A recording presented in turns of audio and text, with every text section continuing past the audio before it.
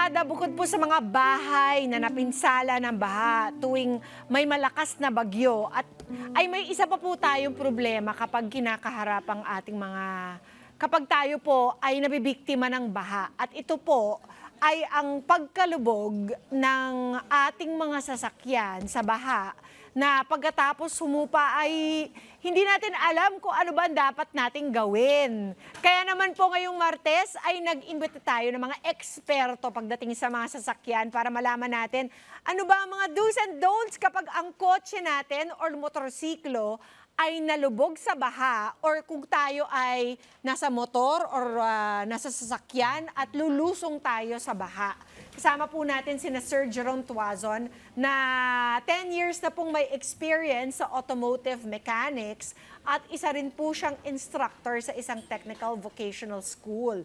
Makakasama rin po natin ngayong umaga si Sir Froilan Aguirre na president naman and owner ng Techno Development Center of the Philippines, isang technical and vocational school. Good morning po, Sir Froilan at Sir Jerome. Hi, good morning din po, Ma'am Pia. Salamat po sa pagpunta nyo dito kasi ako kasi po last week talagang nabahala ako dahil nakita ko napakadami sa ating kada ang talaga namang inano ng mga kotse sa baha.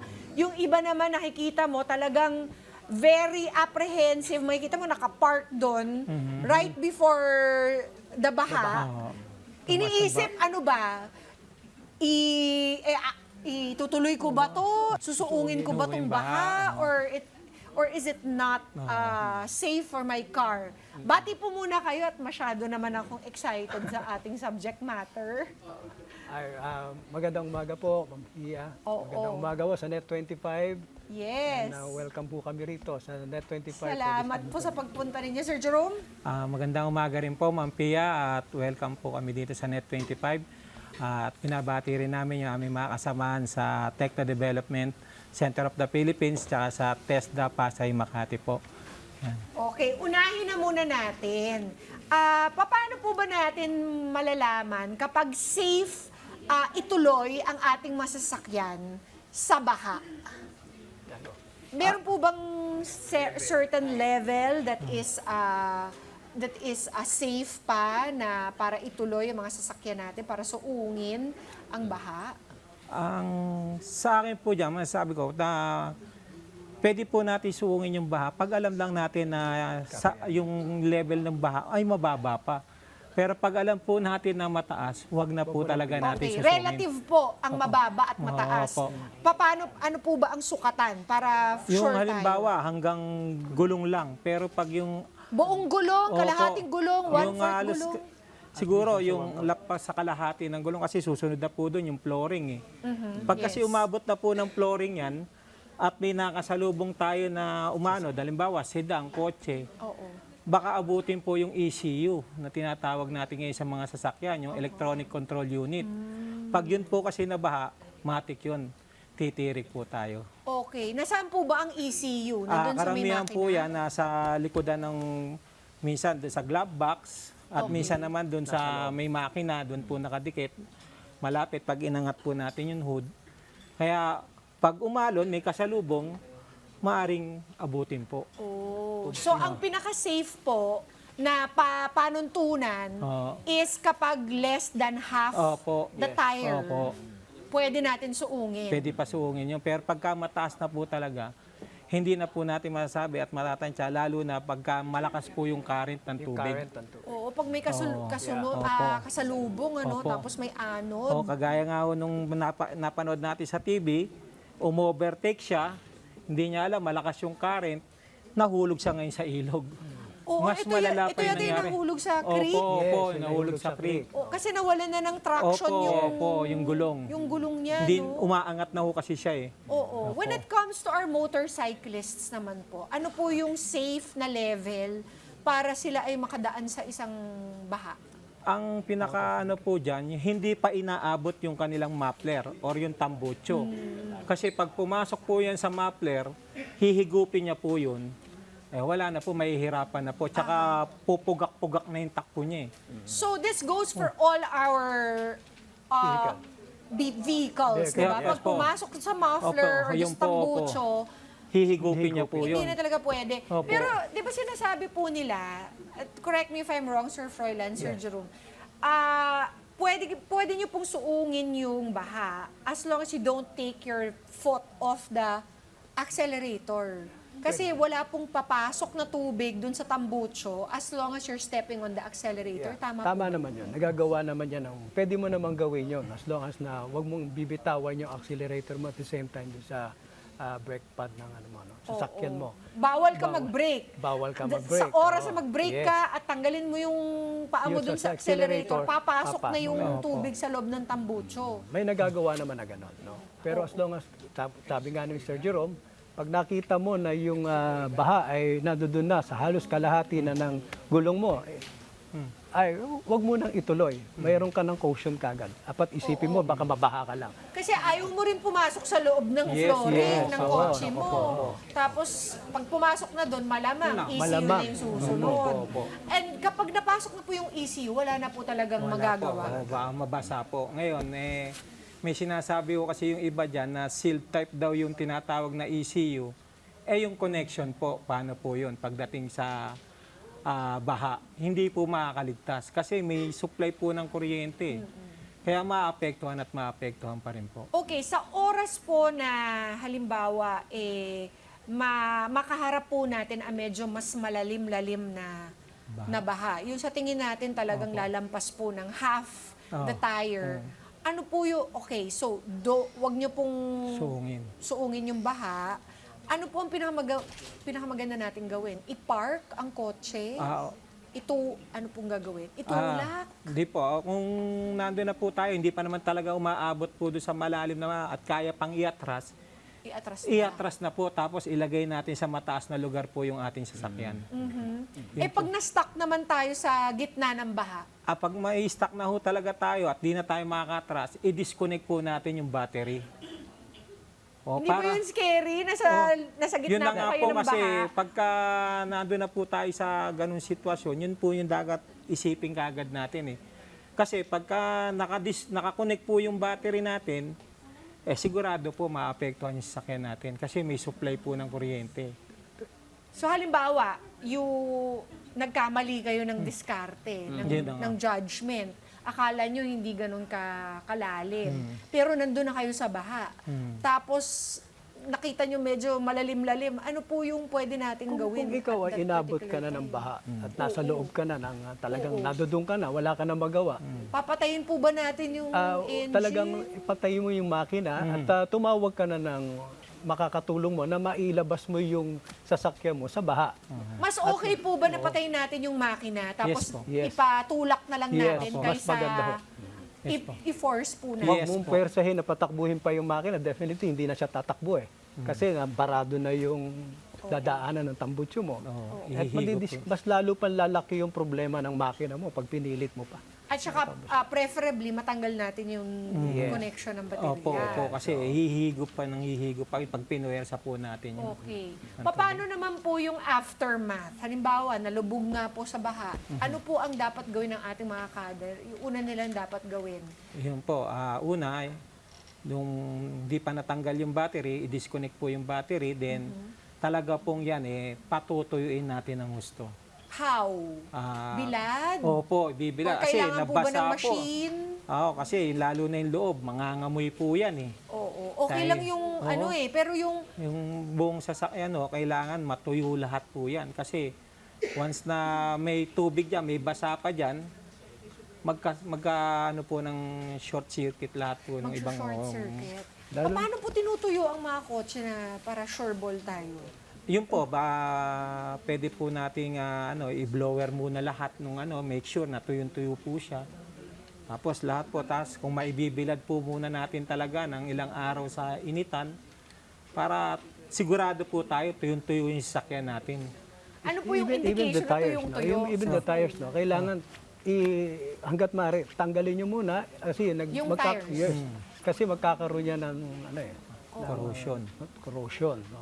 So, Mas siguro maganda kailangan professional talaga yung magtuyo. Opo, pwede rin po.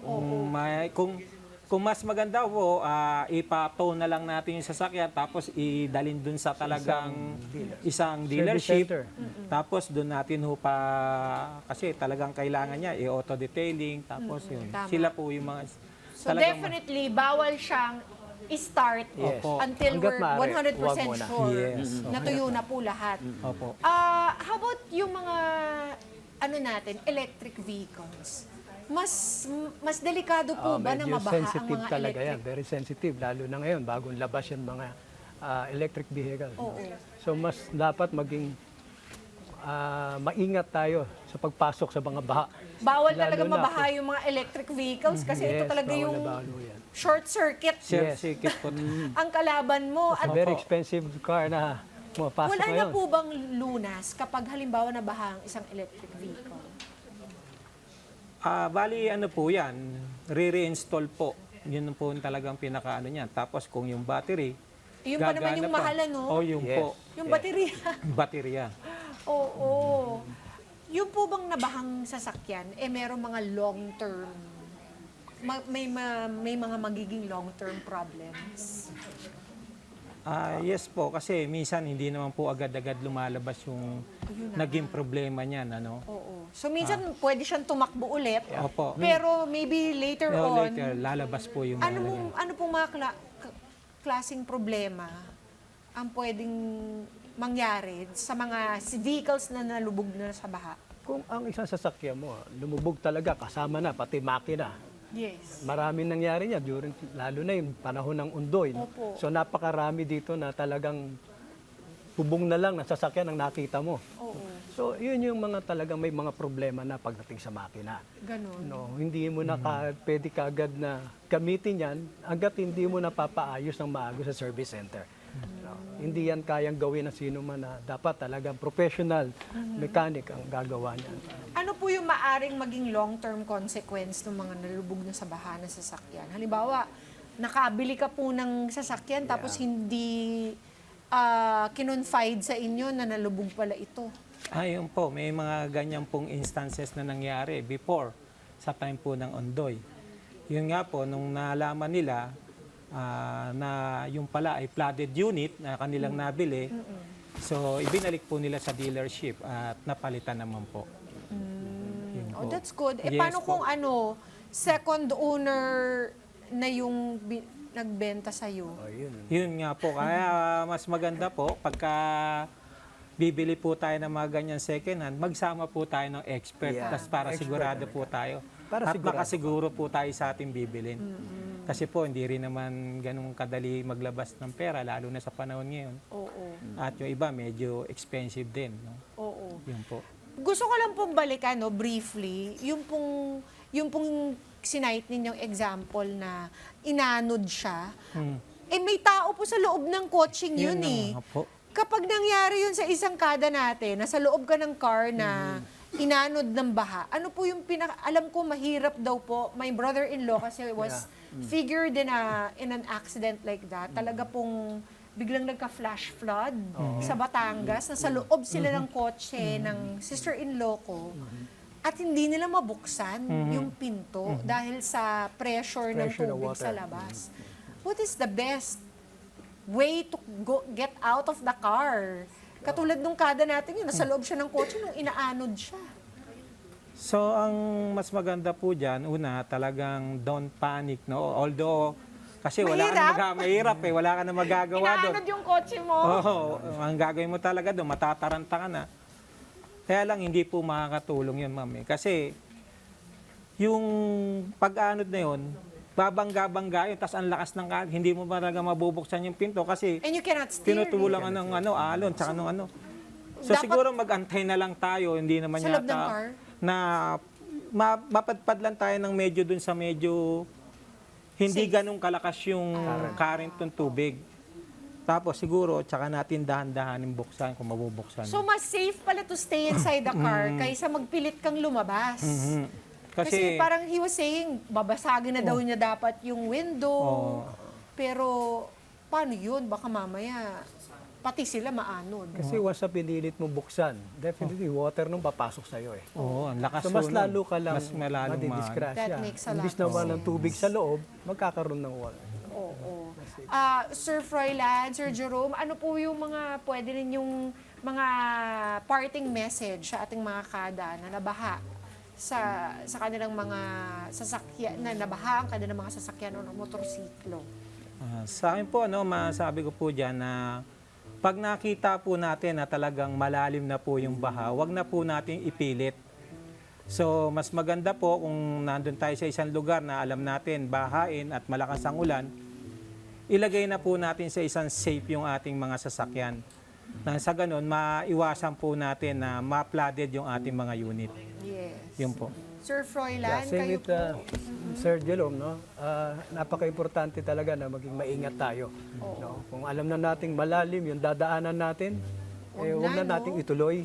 Huwag na. Kung kailangan i-postpone, ano man ang lakad, importante, kaysa madisgrasya tayo. Ako nga po, pinaglakad ako ng tatay ko so many times sa baha Baha. para lang masalba yung kanyang kotse, which I think was a very wise decision on his part naman. Yes, oo. Kahit saksakan ng layo, from Taft Avenue hanggang Poblacion Makati po yung nilakad namin dalawa sa baha. Dahil dati po taga Saints ko ako, di ba yung Change. yung Singalo, Singa- Taft Avenue, nakita naman natin kahit dito kay Karina. Opo. Inaanod Anak talaga ko ang po, mga kotse sa napakalalim po, lalim opo. ng baha. Kaya malalim na maglakad lugar. na lang po tayo, kaya natin yan. Kaysa naman mapinsala pa yung kotse or mga Or yung buhay mo. sasakyan natin, pati buhay. Yeah. Di ba? Maraming salamat po, Sir Jerome, Maraming Sir salamat. Froilan. Salamat din po. At sana po ay may napulot po kayong very practical advice from our two experts ngayong umaga. Mga Kanet 25, this is Pia Guanyo Mago. For more Kada Umaga updates, please click the subscribe button and follow us on Net25 social media pages at Net25 TV and at Net25 Entertainment Facebook page. See you guys. Bye!